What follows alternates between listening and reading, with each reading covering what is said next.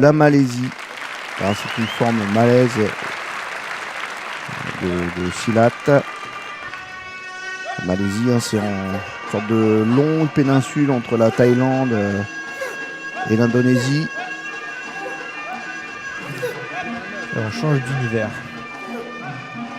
Et donc nous sommes sur un style de silat. Alors le silat, c'est Pencak Silat, Silat, c'est une sorte de fourre-tout extraordinaire et d'une très très grande richesse des arts martiaux, des styles de combat, des écoles de la Malaisie, de l'Indonésie.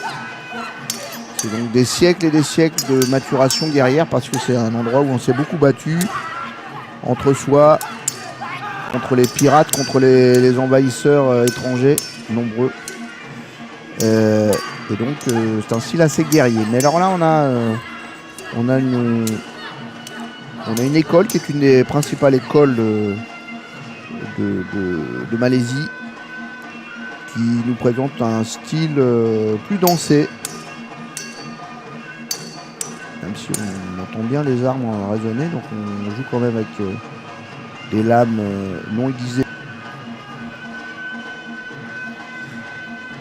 Alors, un petit travail avec une chaîne, car comme dans tous les arts martiaux traditionnels, on utilise des armes qui sont de l'ordre du quotidien.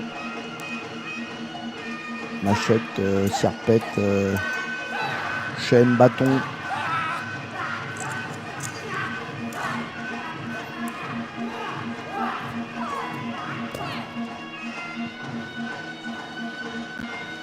Et on voit qu'il y a différentes manières de s'en servir pour parer l'attaque. Et puis maintenant un petit peu comme un nunchaku.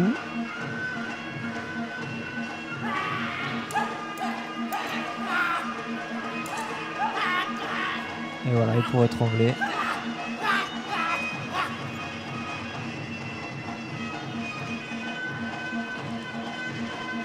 Et le postural spécifique des arts martiaux indo-malais.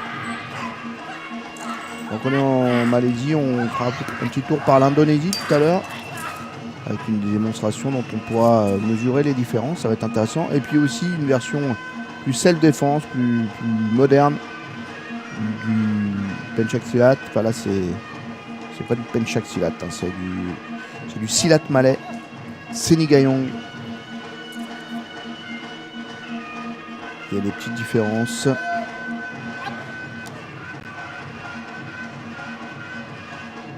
Malaisie, Indonésie, de toute façon, ce sont des sources précieuses. On a découvert ça il y a quelques années. Avant, on était sur le Japon uniquement. Et puis après, il y a eu la Corée. Et puis quelques pays comme le Vietnam. Et puis, on a découvert aussi l'Indonésie, sa richesse. Les variations malaises. Et Philippines aussi, avec les bâtons philippins.